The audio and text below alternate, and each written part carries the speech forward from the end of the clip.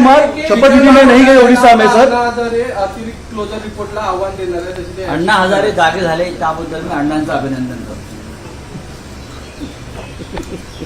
गाळेगण सिद्धीमध्ये हालचाल सुरू झाली आणि ती अजित पवारांच्याच बाबतीत सुरू झाली। याबद्दल मी अण्णा हल्ले, अण्णा बोलले, अण्णाने पत्र लिहिलं, याबद्दल मी अण्णांचं आभार मानतो, अभिनंदन करतो।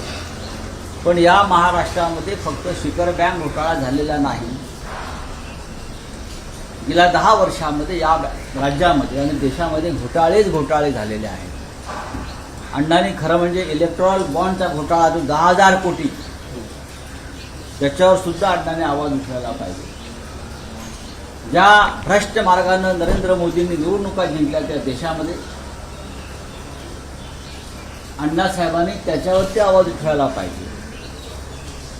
ईडी आणि सीबीआयचा गैरवापर करून जी खंडणी गोळा केली जाते या महाराष्ट्रात आणि देशात, आणि ती खंडणी भारतीय जनता पक्षाच्या तिजोरीत जाते आहे, अण्णांनी त्याच्यावरती आवाज उठवायला पाहिजे।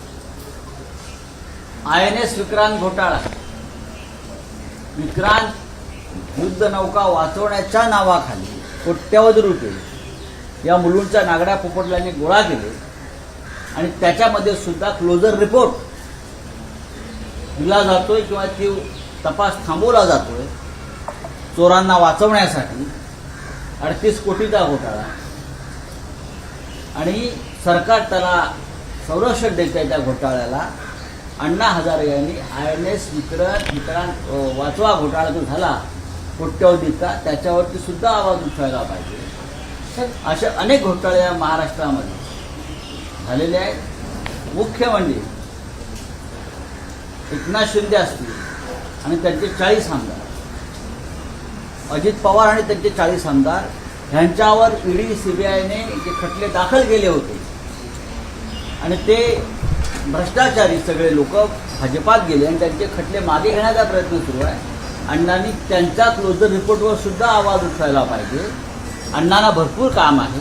आम्ही अण्णांचं अभिनंदन करतो की फक्त एका शिखर बँकेपुरतं बघू नका, महाराष्ट्रात घोटाळे आहेत, घोटाळ्यांचा पाऊस सुरू झालेला आहे।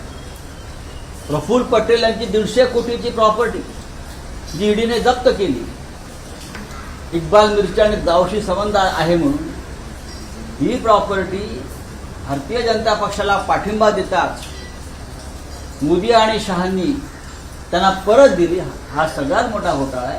अण्णा हजारे यांनी रामलीला मैदानावर जाऊन त्या संदर्भात आवाज उठवायला पाहिजे। आम्ही सगळे त्यांच्याबरोबर उपोषणाला बसायला तयार आहोत।